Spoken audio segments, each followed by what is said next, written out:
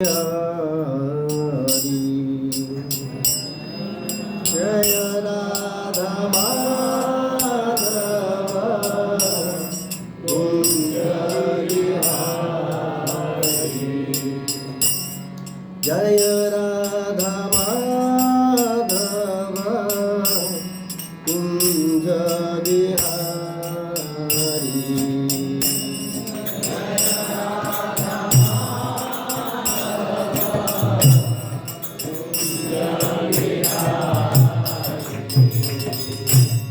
जय राधा माधव कुंज बिहारी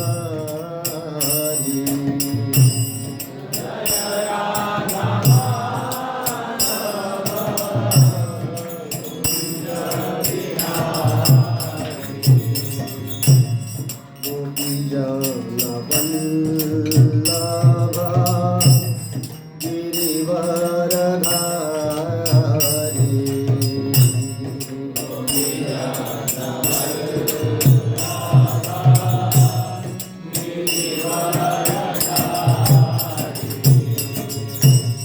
गोपी जन वल्लभ गिरिवरधारी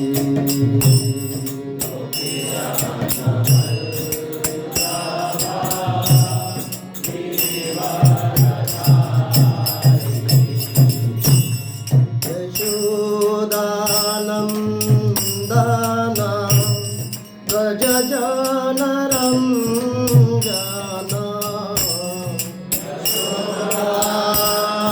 यशोदानन्दन व्रज जनरञ्जन यशोदानन्दन व्रज जनरञ्जन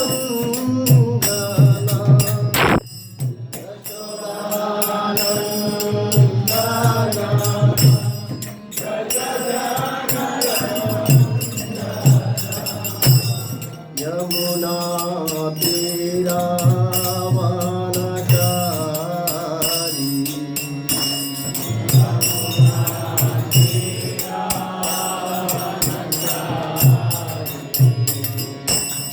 यमुना तीरावनचारी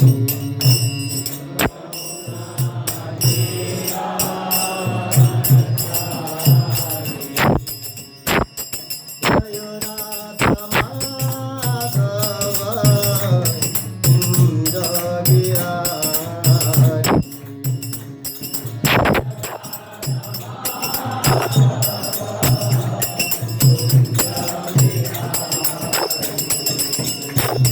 जय राधा माधव कुंज बिहारी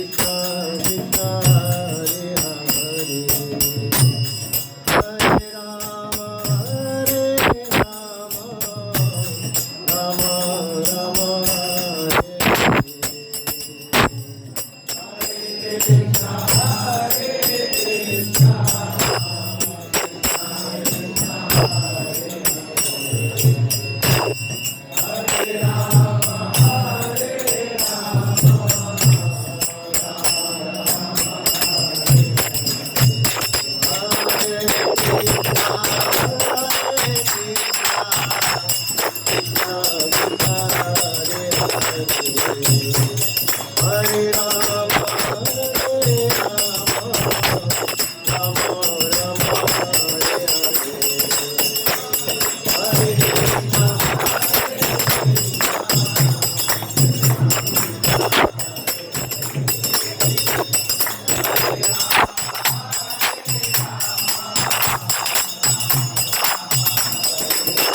जय राधा श्रीमत राधा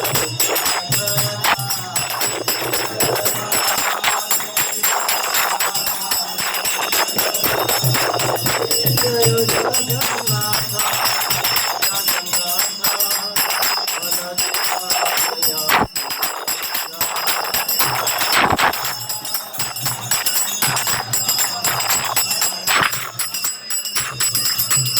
जय गुरुरंगा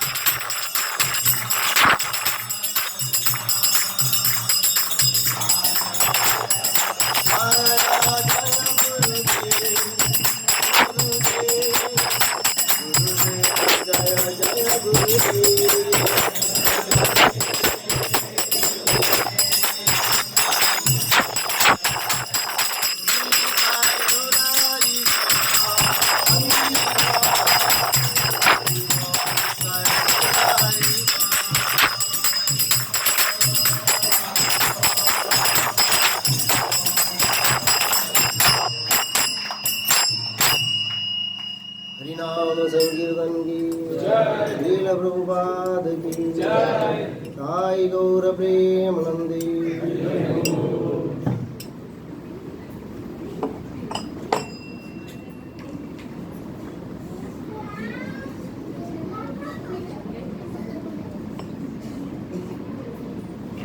हरे कृष्णा। सर्वप्रथम आप सभी का हार्दिक स्वागत आज की संध्या प्रोग्राम में। आप इतनी बड़ी संख्या में यहाँ पर उपस्थित रहे। मैं विनती करता हूँ कि जो भी भक्त यहाँ आगे जगह खाली है तो कृपया आगे आते रहिए प्लीज़, क्योंकि जैसे जैसे समय बीतेगा वैसे वैसे भक्त बढ़ते रहेंगे और उनके लिए पीछे जगह नहीं होगी। तो मैं माता जी से भी विनती करता हूँ कि वो कृपया जितना हो सके उतना आगे बीच में जगह ना छोड़े। आइएगा।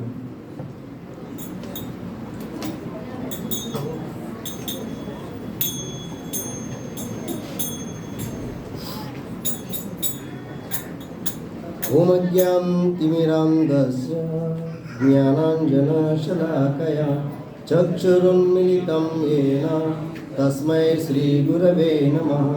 श्रीचैतन्यमनोभीष्टं स्थापितं येन भूतले स्वयं रूप कदा मह्यं ददाति स्वपदान्तिकं। वन्देऽहं श्रीगुरो श्रीयुतापदकमलं श्रीगुरुं वैष्णवाञ्च श्रीरूपं साग्रजातं सघन रघुनाथान्वितं तं सजीवं साद्वैतं सावधूतं परिजनसहितं कृष्णचैतन्यदेवं श्रीराधाकृष्णपादां सघन ललिता श्रीविशाखान्वितां च।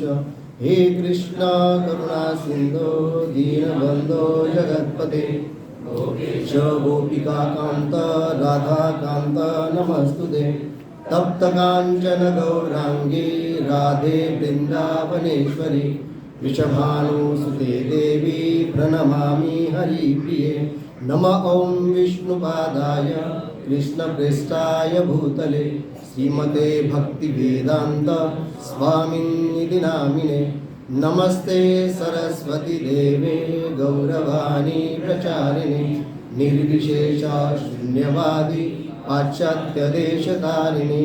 वंचाकल्पतरुभ्यश्च कृपा सिन्धुभ्येव च पतितानां पावनेभ्यो वैष्णवेभ्यो नमो नमः।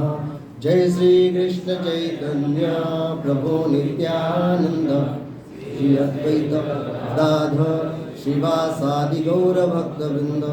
हरे कृष्णा कृष्ण कृष्ण हरे हरे हरे राम राम राम हरे हरे। हरे कृष्णा। तो आज हम भगवत भक्ति में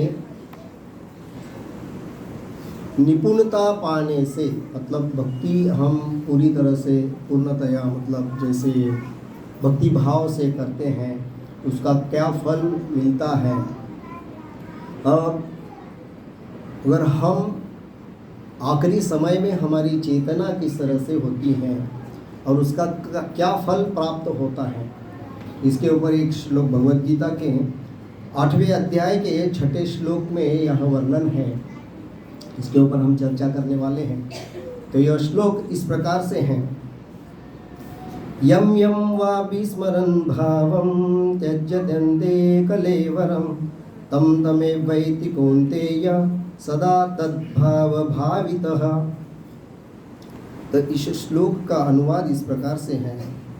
हे कुंती पुत्र, शरीर त्यागते समय मनुष्य जिस भाव का स्मरण करता है वह उस भाव को निश्चित रूप से प्राप्त होता है।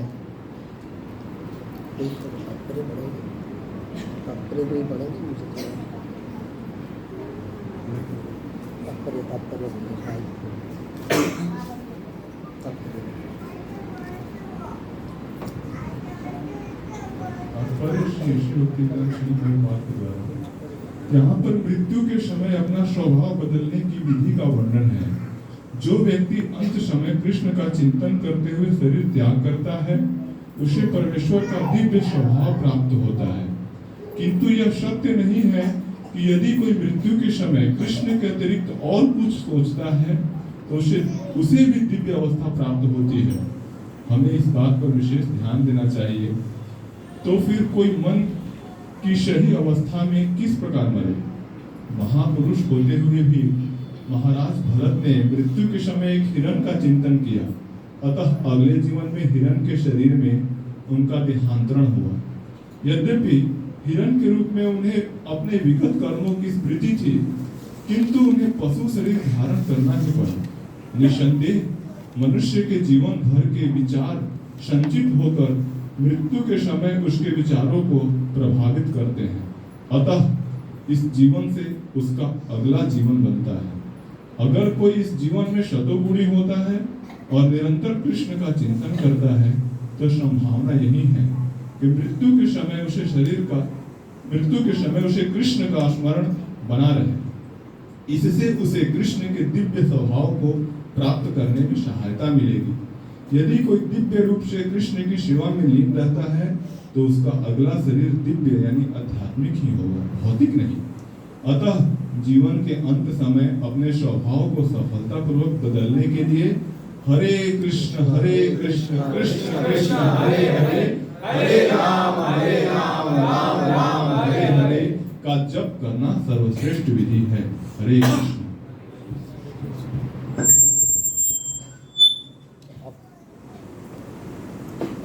तो तात्पर्य आप सभी ने सुना और श्लोक का अनुवाद इस प्रकार से है कि जो भी व्यक्ति अपने जीवन भर में जो भी भक्ति करता है उसके ऊपर उसका अगला शरीर निर्भर है।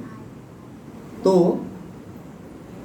यहाँ पर उदाहरण बताया गया है भरत महाराज का। इसके पहले हम देखते हैं कि भक्ति कितनी महत्व है हमारे लिए, क्योंकि हम इस भौतिक जगत में देखते हैं बहुत सारे ऐसे मतलब कठिनाइयाँ हमारे जीवन में आती हैं और हम इतने उनसे जूझते रहते हैं। ये अवस्था क्यों है? क्योंकि हमें अपने जीवन का जो मार्ग है वो हमें सही तरह से पता नहीं है। तो यहाँ पर तात्पर्य में बताया गया है कि कोई एक व्यक्ति अगर पूर्ण तरह सात्विक रहकर भगवान श्री कृष्ण की आराधना करता है, पूजा करता है, भक्ति करता है, तो वह निसंदेह क्या होता है, भगवत प्राप्ति कर सकता है। ऐसे बहुत सारे हम उदाहरण देखे हैं कि जैसे भक्त प्रहलाद हैं, उन्होंने भक्ति कहाँ से प्राप्त की? अपने माता के गर्भ से ही उन्होंने भक्ति का मार्ग अपनाया था, ताकि उन्होंने भागवतम सुना था। और आखिरी समय में जब उनके पिता उन्हें कहते हैं कि तुम विष्णु विष्णु कहते हो, तो अब मैं देखता हूँ कि ये विष्णु तुम्हें कैसे बचाता है। तब उन्हें कई अनेक प्रकार से उनको दंड दिए गए। उन्हें हाथी के पैरों तले कुचलने की कोशिश की, जहरीले सर्पों के कमरे में रखा गया, उबलते हुए तेल में डाला गया, पहाड़ों के ऊपर से उनको फेंका गया। फिर भी उनका जो भगवान के ऊपर का जो दृढ़ विश्वास था वह कभी कम नहीं हुआ। तो ये है भक्ति। और वो आखिर तक वो क्या कहते हैं कि आप भी यह अहंकार छोड़ दो और क्या करो, विष्णु का स्मरण करो,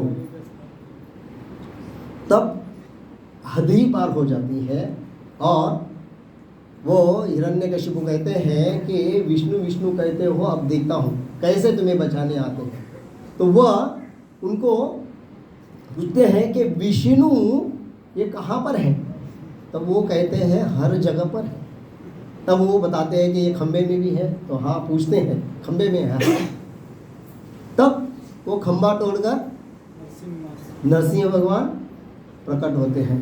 इसका मतलब ये नहीं है कि भगवान खंबे में ही रहते हैं, उनका घर नहीं है। भगवान का घर वो खंबा है क्या? नहीं, पर अपने एक शुद्ध भक्त के जो वचन है उसको पूरा करने के लिए उनको वहां पर रहना पड़ा। तो वहां पर रहकर वो प्रकट हो गए। मतलब भगवान बताते हैं कि अगर कोई एक भक्त मेरी पूरी मन से दृढ़ विश्वास से अगर भक्ति करता है तो वो क्या होता है, सफल होता है, उसकी रक्षा मैं करता हूँ। भगवान एक श्लोक में भी कहते हैं कि सर्वधर्मान् परित्यज्य मामेकं शरणं व्रज अहं त्वां सर्वपापेभ्यो मोक्षयिष्यामि मा शुचः।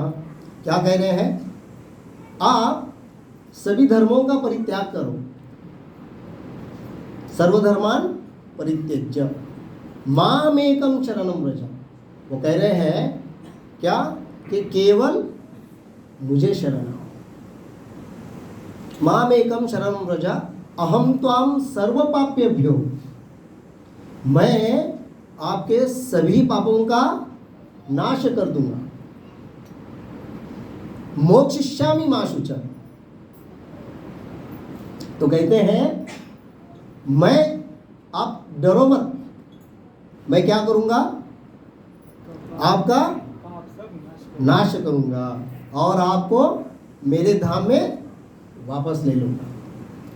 तो भगवान स्वयं कह रहे हैं, फिर भी इस भौतिक जगत के चकाचौंध दुनिया में व्यक्ति इतनी तरह से मतलब जकड़ गया है कि उसके पास समय नहीं है कि भगवान मार्ग दिखा रहे हैं, भगवान के असंख्य भक्त हैं, वह अपने जीवन चरित्र से बता रहे हैं कि भगवत भक्ति कितनी महत्वपूर्ण है।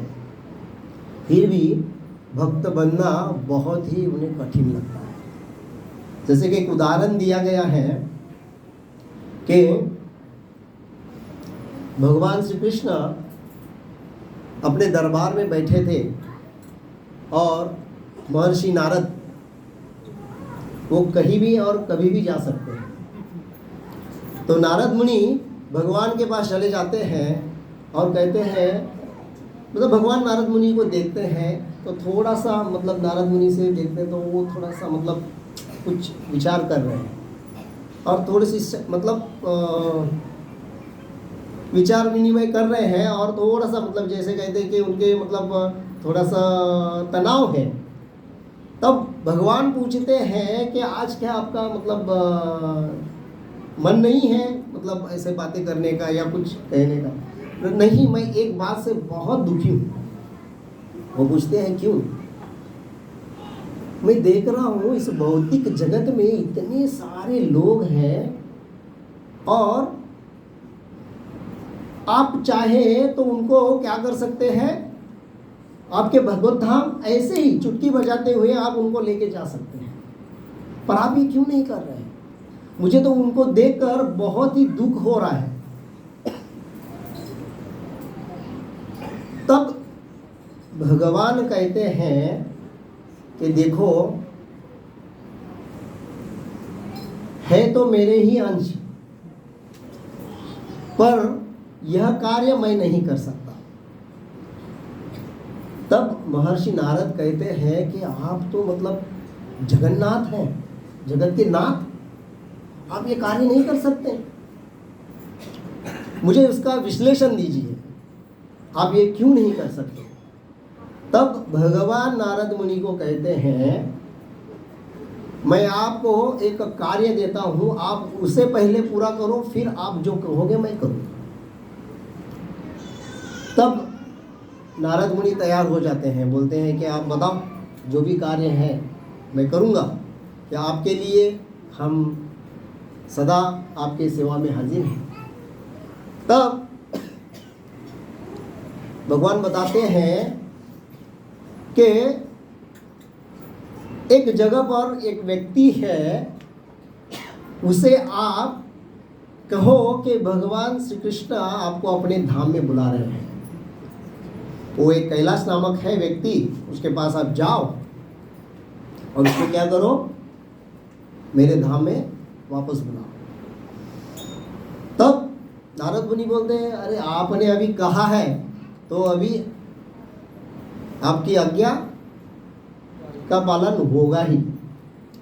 तब वो आते हैं नारद मुनि और धरती पर आते हैं और वो उस कैलाश से मिलते हैं, उस व्यक्ति से मिलते हैं और उस व्यक्ति को कहते हैं कि भाई देखो, मैं भगवान के दरबार में गया था और मैंने उनको ऐसे ऐसे बताया तो उन्होंने आपका नाम लेकर मुझे बुलाने के लिए कहा है, तो वो आपको भगवत धाम ले जाना चाहते हैं और मैं तुम्हें लेने के लिए आया हूँ। तब वो व्यक्ति उनको कहता है कि मैं अभी कैसे आ सकता हूँ, मैं अभी नहीं आ सकता क्योंकि मेरी अभी अभी शादी हुई है। प्रभु जी को शायद कथा पता है, अभी अभी शादी हुई है और मैं अभी अभी मेरे संसार में मैंने क्या किया है, थोड़ा सा कुछ मतलब स्थिर हुआ हूँ और मेरा एक अच्छा सा मतलब व्यापार चल रहा है, उसमें थोड़ी सी तरक्की करने दो। क्योंकि मेरी शादी हो गई है तो अभी शादी के बाद तो आशाएं होती हैं कि व्यवहार जो भी है, व्यापार जो भी है अच्छा चले और बच्चों का अगर मैं मुख देख पाऊँ तो बहुत अच्छा है, ऐसा कहते हैं। तब नारद मुनि बोलते हैं, ठीक है, मैं आपको एक मौका देता हूँ, अब अपना व्यापार और बच्चों को देखकर आप फिर वापस आना है। आप वादा करते हो? वो बोलते मैं वादा करता हूँ। कुछ समय बाद उन्हें बच्चे होते हैं, थोड़े बड़े हो जाते हैं, बड़े होते हैं और फिर वो पाठशाला वगैरह जाते रहते हैं। जाते जाते थोड़े से बड़े हो जाते हैं, बड़े होने के बाद फिर नारद मुनि आ जाते हैं और बोलते हैं, कैलाश अब बच्चे बड़े हो गए हैं, अपने आप चलने फिरने लग गए हैं, अपने आप खाते पीते बन गए हैं। तब कैलाश बोलते हैं कि भगवान, मुझे एक समस्या खाई जा रही है। व्यापार तो एकदम मस्त चल रहा है, अगर मैं जाऊंगा तो ये बच्चे अभी छोटे हैं, मेरा व्यापार कौन देखेगा? थोड़ा उनको बड़ा होने दीजिए, वो व्यापार में लग जाएंगे, मैं तैयार, फिर मुझे कुछ चिंता नहीं। फिर नारद मुनि कहते हैं, अच्छा बात, ठीक है, सही बात है, मैं फिर से आता हूँ। चले जाते हैं। तब तक यहाँ पर बच्चे बड़े हो जाते हैं, बच्चों की शादियाँ होती हैं, फिर नारद मुनि आते हैं, व्यापार वगैरह सब बच्चे सब देखभाल करने लगते हैं। तब फिर नारद मुनि आते हैं। फिर नारद मुनि आके बोलते हैं, कैलाश तैयार हो? फिर सर पे हाथ लगाया। बोलते मैंने इतना सारा मतलब व्यापार इतना बड़ा खड़ा किया, बच्चों को जन्म दिया, बच्चे बड़े हो गए हैं, अभी बच्चों की अभी अभी शादी हो गई है, बस एक मौका दे दो, मेरी ना बहुत बड़ी इच्छा है। बोलते क्या इच्छा है यार? व्यापार तो बच्चे संभाल रहे हैं, बच्चों को अभी देखभाल करने की जरूरत नहीं है, उनकी पत्नियां आई हैं, वो सब देखभाल करेंगे। नहीं, क्या है, अभी शादी हो गई है ना, तो एक लालसा मन में है, एक लालसा, बस पोते का मुंह देख के मैं आ जाऊं। बस अभी इतना किया है ना, तो अभी उनकी शादी हो गई है, तो पोता पोती कुछ होगा, तो मैं उनका थोड़ा उनका मुख देख के फिर ऐसे करते करते कैलाश को पता ही नहीं चला कि वो बूढ़ा हो गया। अभी नहीं, कल, कल नहीं, परसों, परसों नहीं, तरसों नरसों करते करते वो बूढ़ा हो गया। फिर पोते हो गए, सब पोतों के बीच में वो खेलने लगे, खेलते खेलते फिर नारद मुनि पर आ गए। आने के बाद देखा कैलाश कैलाश कैलाश पुकार रहे घर में, कैलाश है नहीं। फिर नारद मुनि ने पूछा घर वालों से कि यहाँ पे कैलाश नामक व्यक्ति था, वो किधर है? वो तो बोलते कि वो तो गुजर गए। अरे, नारद मुनि विचार में पड़ते हैं और निकलते रहते हैं। उतने में उनके दरवाजे में एक कुत्ता बंधा था, वो भौंकने लगता है, भौंक भौंक भौंक करता है। और देवर्षि नारद वो तो क्या है, अंतर्यामी है, उस कुत्ते को देखते हैं, अरे कैलाश, मैंने तुम्हें इतना मौका दिया भगवान के धाम जाने के लिए, तूने ये क्या दशा बनाई? तो अभी देखो, वो सूखी रोटी बचा हुआ जो कुछ भी आपको फेंक रहे हैं वो खाने में लगे हो, अभी तो चलो। तब भी वो बोलते हैं कि मैंने इतनी सारी दौलत जमा करके रखी है, कोई आके लूट गया तो? इसीलिए मैं इसी घर में कुत्ते के रूप में इनकी रखवाली कर रहा हूं।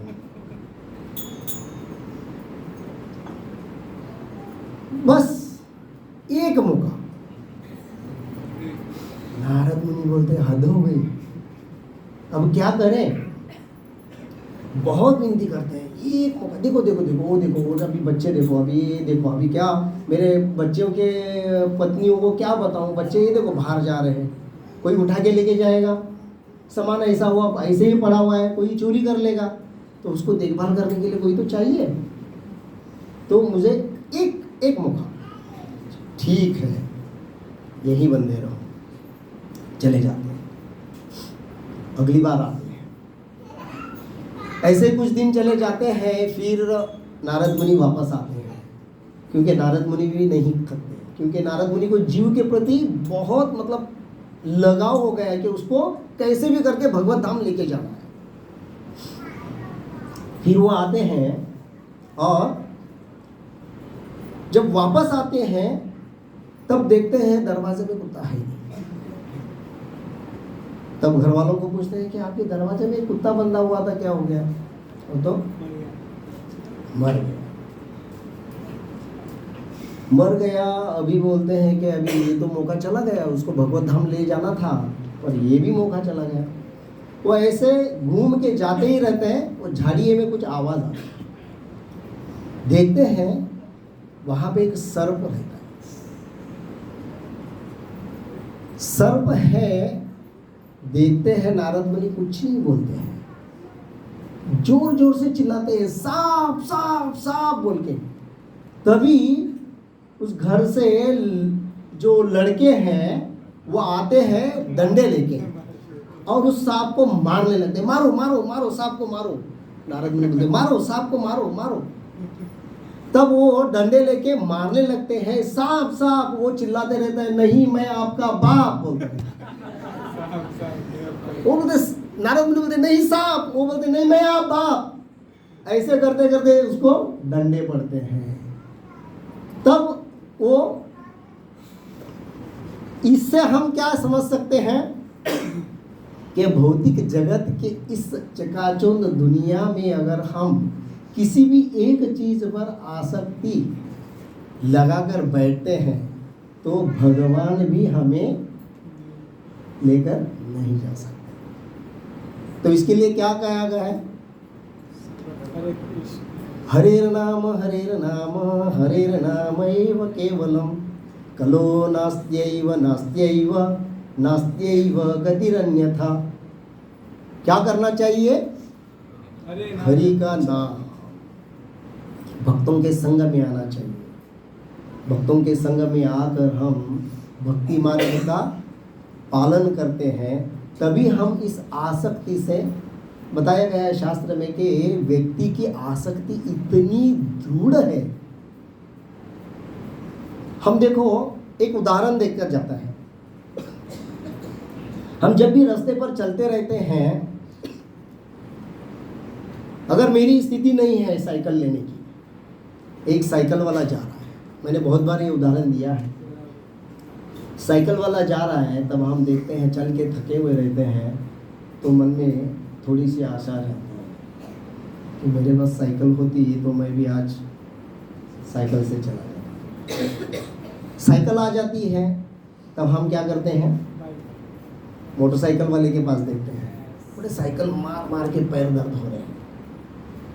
अब क्या करते हो? बाइक हो तो, मोटरसाइकिल हो तो बहुत अच्छा होगा। मोटरसाइकिल लिया और उसके बाद में देख रहे हैं हम वो कार वाला जा रहा है। अरे कार, ये बाइक ना, उसका मतलब किक मार मार के पैर दर्द हो रहा है, कमर दर्द हो रहा है। अच्छा है चाबी घुमाओ, गाड़ी स्टार्ट करो, बहुत अच्छा है। कार हो तो बहुत अच्छा।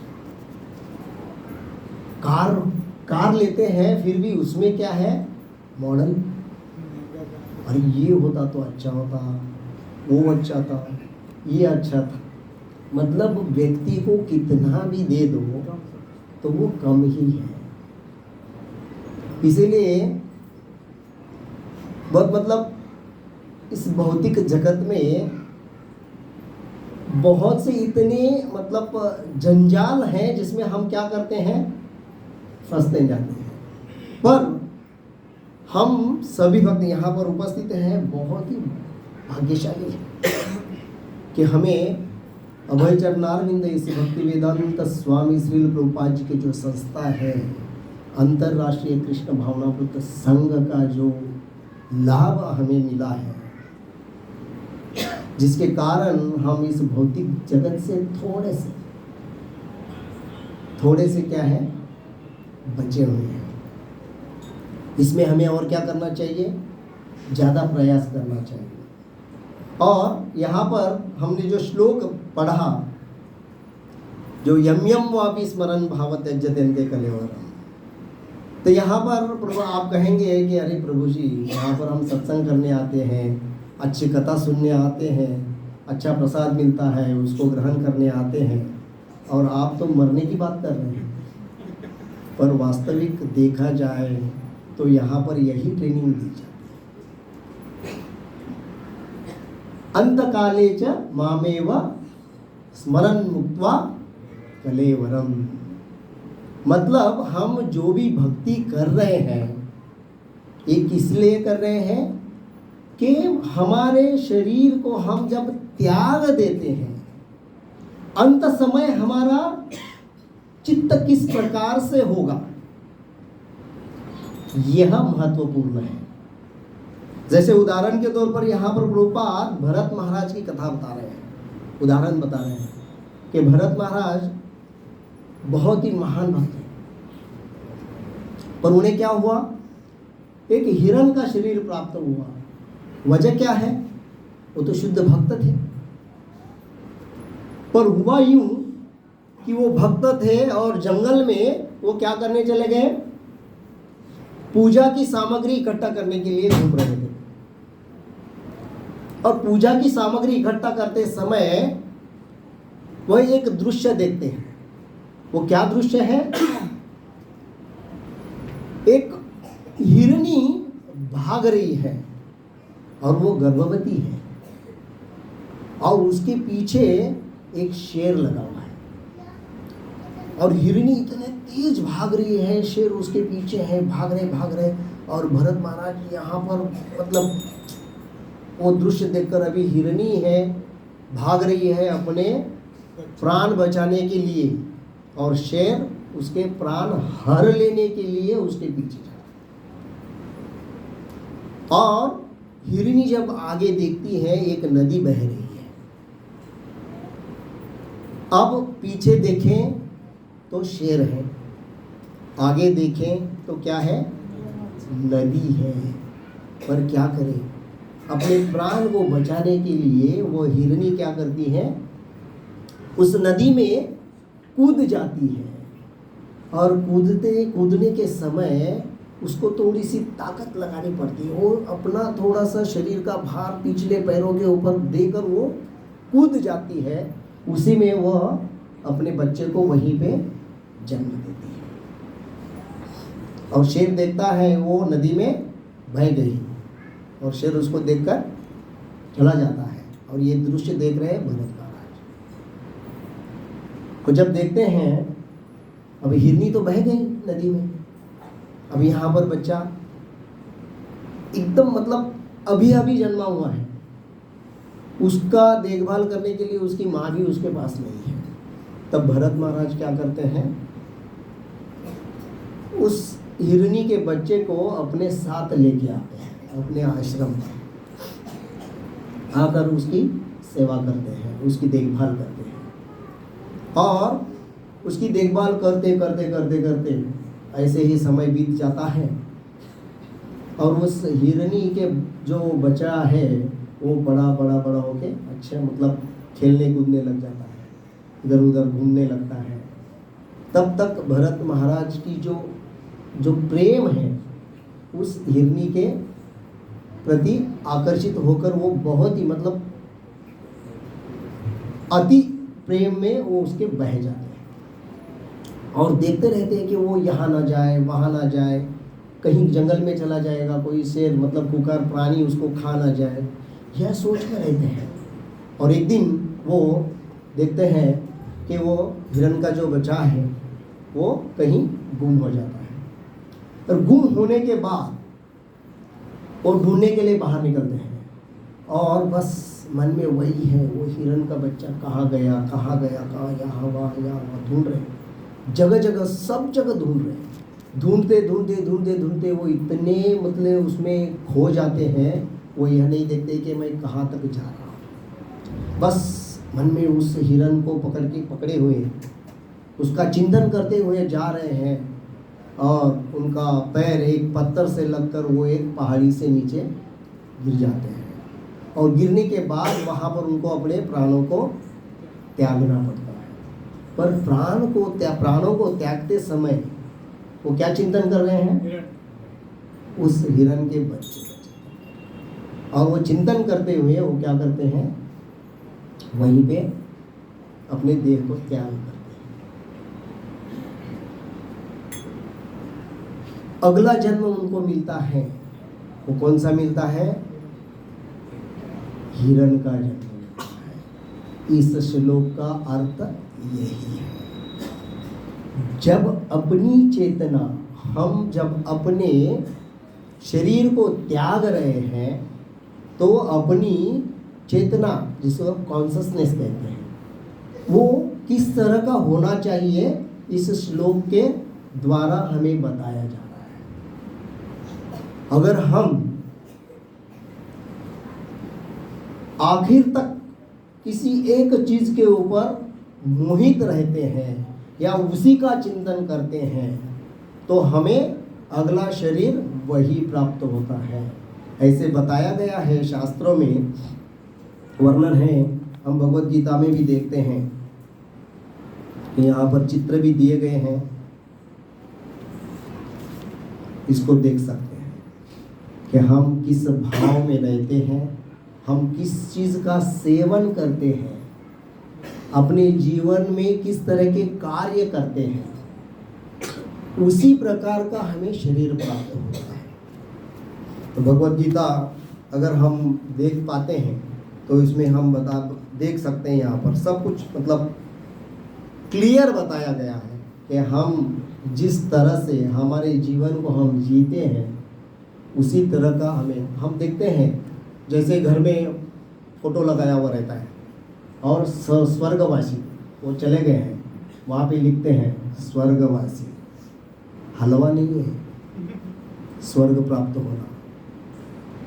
जैसे कि सूजी लाया, शक्कर डाला, घी डाला, हिलाया, हलवा तैयार हो गया, नहीं, ये गलत धारणा है।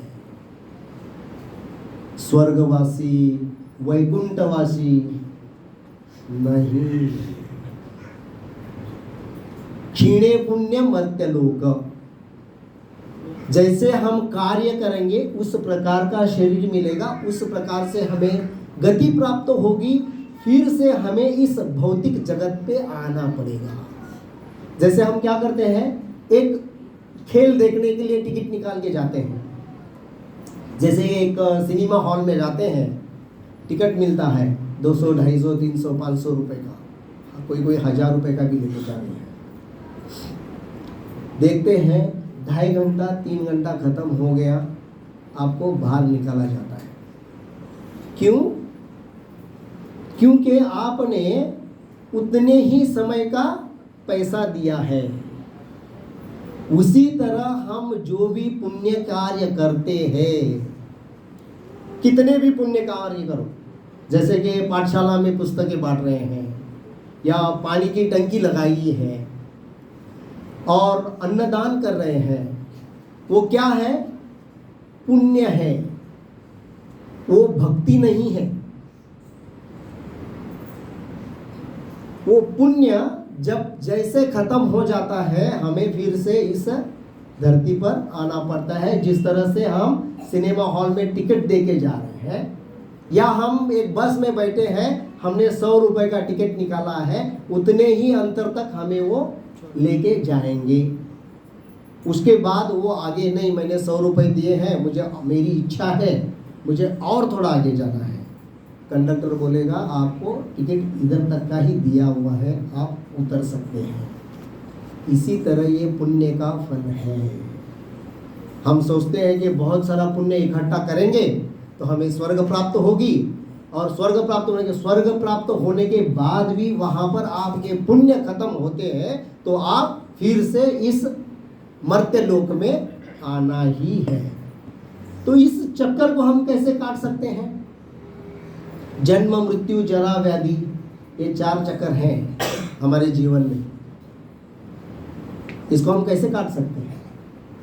ऐसा कोई व्यक्ति नहीं है जिसका जन्म हुआ नहीं है, जन्म हुआ है। जो जन्म लिया है वो क्या है? उसकी मृत्यु निश्चित है। जरा और व्याधि, व्याधि मतलब क्या है? बीमारियां। जरा मतलब बुढ़ापा। बुढ़ापा बताने के बाद याद आ गया, एक बार ऐसे हुआ, एक बूढ़े व्यक्ति को यमदूत लेने के लिए आ गए तो बोलने लगे, यमदूत बोलने लगे, चलो चलो निकलो, अब आपका काम खत्म हो गया यहाँ से। बोला आप हो कौन? वो बोलते कि हम यमदूत हैं। आपको यमलोक लेके जाने के लिए है। ऐसे कैसे होगा? नहीं नहीं नहीं, मैं नहीं आऊँगा। मतलब क्यों? नहीं, ना नोटिस है ना कुछ। अरे भाई, घर खाली करना हो या दुकान खाली करना हो तो कोर्ट से नोटिस आता है। एक बार आता है, 2 बार आता है, 3 बार आता है ना। तो फिर आपने कुछ नोटिस ही नहीं भेजा हमको और अचानक से आप लेने आ गए। वो तो हंसने लगते हैं यमदूत, बोलते कि क्या, क्यों हंस रहे हो भाई? भाई हमने बहुत सारे नोटिस भेजे आपको, फिर आपने क्या किया? अनदेखा किया उसको। ला, ऐसे कैसे? कौन से बताओ? तो बोलते हैं सबसे पहले हमने नोटिस भेजा, पहला आप बूढ़े हो गए, आपके बाल पकड़े गए। हाँ, पर आपने क्या किया?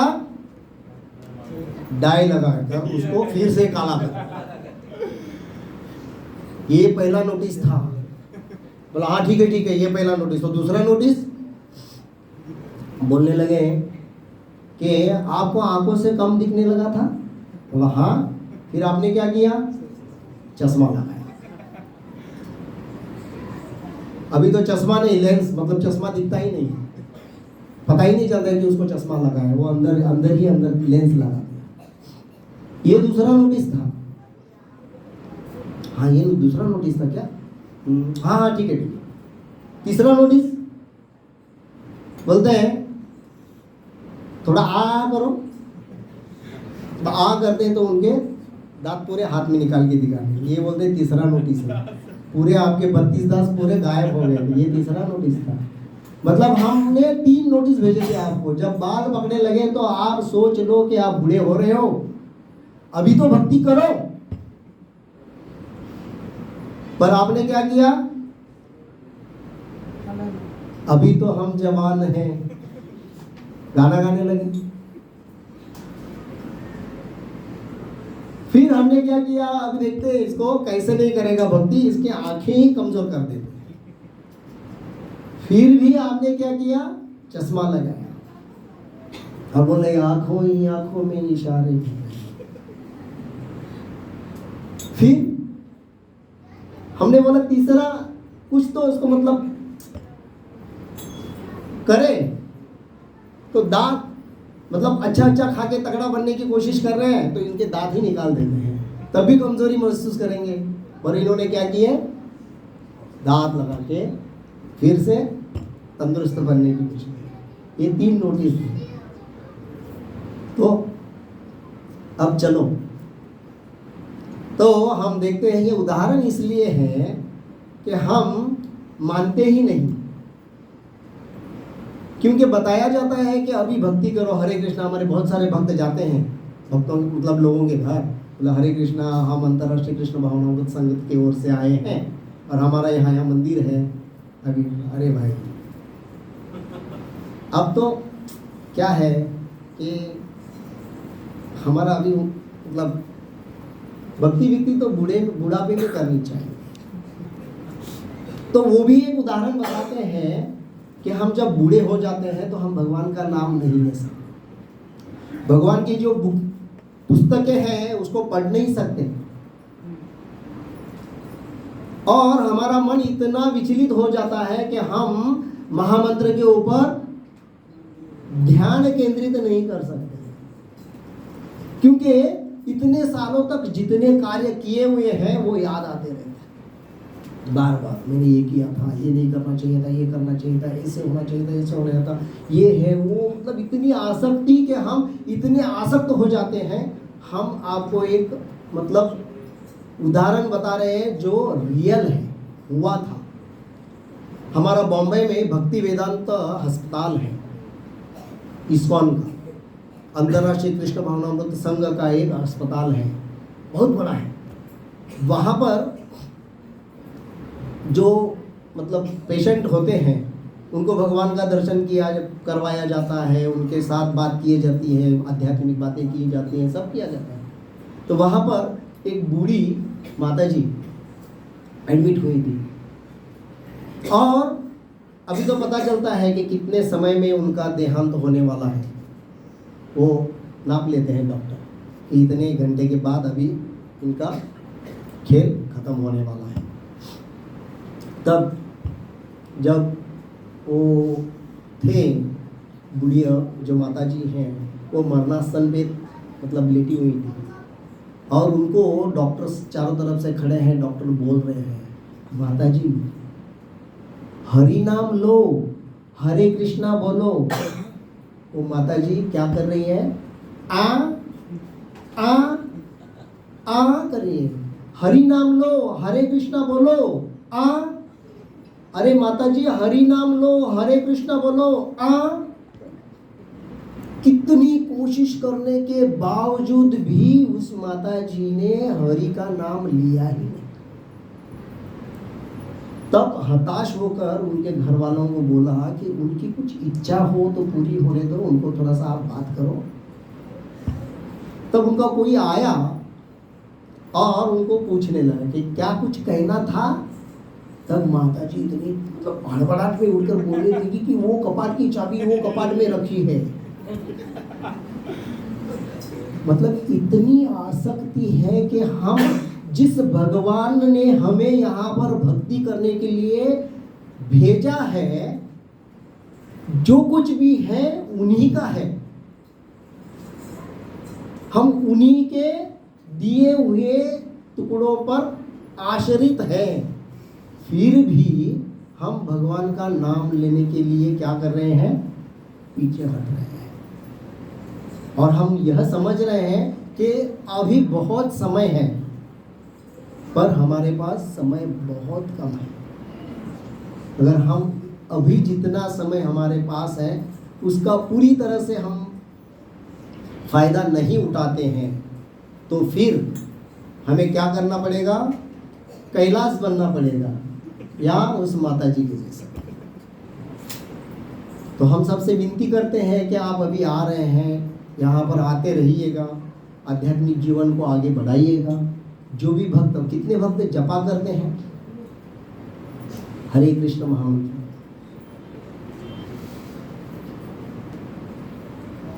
उठाए हाथ उठाए। एक माला, दो माला, ऐसे नहीं कि 16 माला जप, एक माला जप।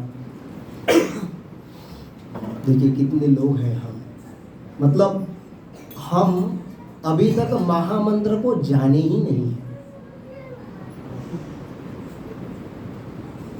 हरे कृष्णा कृष्णा कृष्णा हरे हरे, हरे राम राम राम हरे हरे। इति षोडश नाम नाम कली कल्मष नाशनम नातर भरतोरपाय सर्व वेदेषु दृश्यति। कलिशंदरन उपनिषद में जो इस सृष्टि को जिन्होंने बनाया, ब्रह्मा जी, वो कहते हैं इति षोडश नामना। षोडश मतलब 16 अक्षर, ये 16 अक्षरी नाम है। इति षोडश नाम नाम कली कल्मष नाशनम। इस कलयुग के जितने भी कल्मष हैं उन्हें क्या करते हैं, नष्ट कर देते हैं। कली कल्मष नाशनम नाथर परतोर पाय सर्व वेदेषु दृश्यति। इसके अलावा आपके पास कोई भी उपाय नहीं है हरिनाम के सिवाय। इस 16 अक्षर के सिवाय आपके पास कोई भी उपाय नहीं है। नाथर परतोर पाय सर्व वेदेषु दृश्यति। सभी वेदों का दृष्टांत है, सभी वेद बता रहे हैं, फिर भी हम नहीं मानेंगे। क्यों माने? ऐसा ही है ना। पर जब तक हम हरि नाम का सहारा नहीं लेते, जब तक हम हरे कृष्ण कृष्ण कृष्ण हरे हरे, हरे राम राम राम हरे हरे, इस महामंत्र का 16 अक्षर महामंत्र का जप नहीं करते, तब तक हमारे हृदय में जितने भी कल्मश है वो ऐसे ही पड़े रहे, वो कभी खत्म नहीं होंगे। हम क्या कर रहे हैं, मतलब हम हरि नाम का जाप नहीं कर रहे हैं, मतलब गंदे कपड़े को सिर्फ पानी में डुबो डुबो के निकाल रहे हैं। मतलब आप शनिवार को यहाँ पर आ रहे हैं, कथा सुन रहे हैं और जा रहे हैं, आ रहे हैं कथा सुन रहे हैं, जा रहे हैं, आ रहे हैं कथा सुन रहे हैं, जा रहे हैं। मतलब इसका एक ही है कि हम क्या कर रहे हैं, अपने कपड़े, गंदे कपड़े हैं उनको क्या कर रहे हैं, पानी में डुबो के निकाल रहे हैं और सर को खुजा रहे हैं। दाग ऐसे ही है, क्यों नहीं जा रहे हैं? अरे हम डिटर्जेंट डालना भूल रहे हैं पानी में। जब तक साबुन पाउडर जब तक हम पानी में नहीं डालेंगे तब तक कपड़ा साफ नहीं होगा। कपड़ा साफ होने की इच्छा सबके मन में है। किसके मन में है बोलो? सबसे दुनिया से बड़ा बुरा आदमी बनने की किसकी इच्छा है? हाथ ऊपर। जितने भी अपने मन में है कलमश है वो सब करने की इच्छा किसकी है? हाथ ऊपर करो।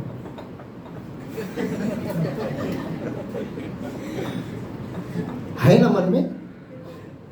हम अच्छा बनना चाहते हैं, हम बीमारी से बाहर निकलना चाहते हैं, पर दवा नहीं लेंगे। क्यों? कड़वी है।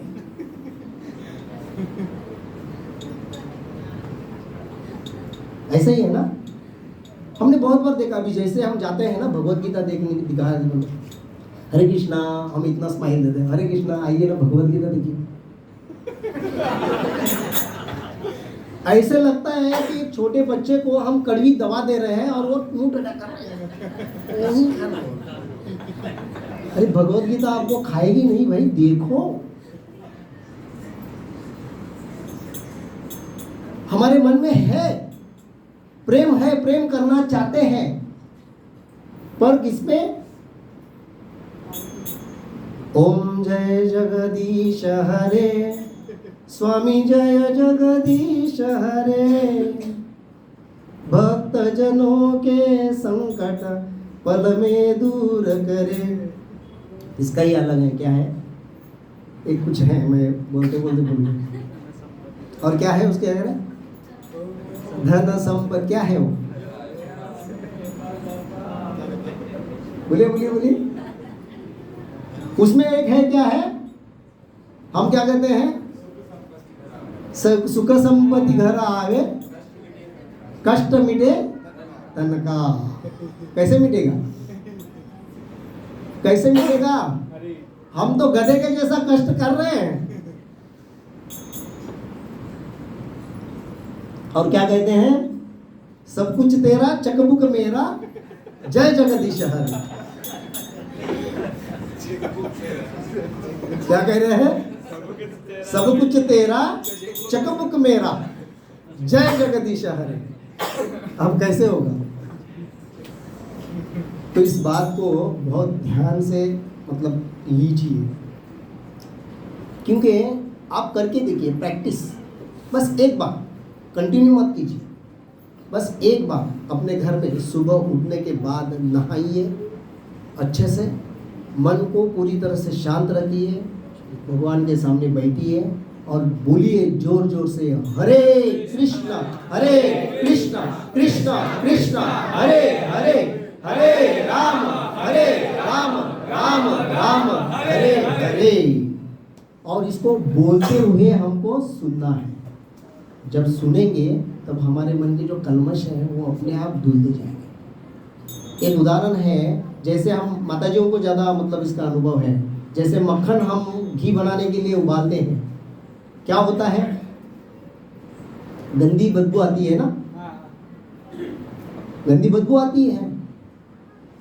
उसी तरह हम जब महामंत्र बोलेंगे तो हमारे अंदर के कलमश है ना वो उबलने लगेंगे और हमारे दिमाग को डिस्टर्ब करते रहेंगे। बोलेगा क्या मैंने महामंत्र शुरू किया और कैसे किया? तो इसका कारण एक ही है, क्योंकि ये कारण है कि हमारे हृदय में कलमश है। और वो क्या होंगे? हरे कृष्ण महामंत्र जब हम जप करेंगे तो वो निकल जाएंगे और अच्छे से घी, प्योर घी के तरह अपना हृदय बनेगा। तब भी हम भगवान से प्रेम करना शुरू करते हैं। और ये महामंत्र जप करना है, ये भगवान से पूरी तरह से प्रेम करना एक नियम है। और इसको हमें क्या करना है? हमेशा हमारे जीवन में इसको लागू करना है। ऐसा करने से हम क्या कर सकते हैं, अपने चित्त को भगवान के सेवा में लगाकर उसे शुद्ध कर सकते हैं और अंतिम समय में भी हम भगवान का स्मरण कर सकते हैं और भगवत धाम को हम प्राप्त कर सकते हैं। तो बहुत बहुत धन्यवाद, आप इतने मतलब शांततापूर्वक इसको सुना। जो भी गलत बोला है वो मेरी गलती है, समझकर मुझे माफ़ कीजिए। किसी के मतलब मेरे कहने से किसी को ठेस पहुंची हो तो मैं मतलब क्षमा का पात्र हूँ। और जो भी अच्छा निकला है वो हमने शुद्ध भक्तों से, हमारे गुरु महाराज जी से, अच्छे वैष्णव के संघ के थ्रू हमने उसको पाया है और हमने आपके पास इसको प्रस्तुत किया है। तो आप ऐसे ही आते रहिएगा और अपने आध्यात्मिक जीवन को बढ़ाते रहिएगा। और जाप बहुत महत्वपूर्ण है अपने हृदय को शुद्धिकरण करने के लिए। हरे कृष्णा, हरि बोल।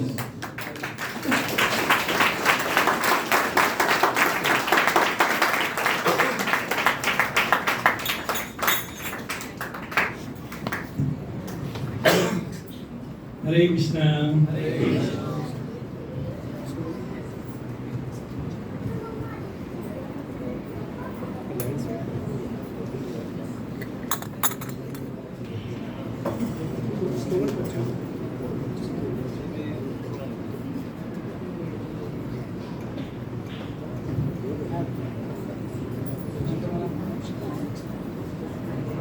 हरे कृष्णा, हरे कृष्णा। आज के सुंदर उदाहरणों के माध्यम से जो कथा प्रस्तुत किया अवतार कृष्ण प्रभु जी का, हम हृदय से आभार व्यक्त करते हैं कि उन्होंने हमारा मार्गदर्शन किया भक्ति में आगे बढ़ने के लिए। तो हम 3 बार हरि बोल कर उनका आभार प्रदर्शन करेंगे। हरि बोल, हरि बोल, हरि बोल। और आप सभी का बहुत बहुत धन्यवाद। इतनी ज्यादा संख्या में यहाँ उपस्थित होते हैं ताकि हम सबका जो है आध्यात्मिक जीवन एक साथ मिल करके आगे बढ़ सके और हम जो है एक अच्छा जीवन जी सके, जो अन्य लोगों से तुलना में करेंगे तो एकदम अलग है।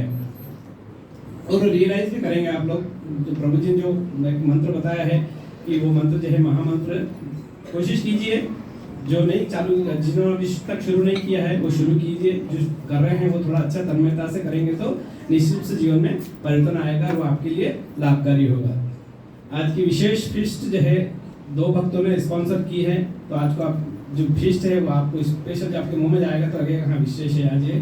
तो अभिजीत राय प्रभु जी है और एक हमारे कल्याणी सेठ, उनके दोनों के घर में जो है जन्म दिवस था पिछले दिनों, तो उसी उपलक्ष्य में जो है हम दोनों ने जो है आज की जो फीस्ट विशेष फीस्ट स्पॉन्सर की है। तो हम भगवान श्री निताई गौरंग महाप्रभु श्री प्रभुपाद के चरणों में प्रार्थना करते हैं कि उनकी जो है घर में सुख समृद्धि आए और वो जो है भक्ति में इसी प्रकार आगे बढ़ते रहे और हम भक्तों का संग उनको मिलता रहे। उन दोनों भक्तों का हम आभार व्यक्त करेंगे 3 बार हरि बोल करके।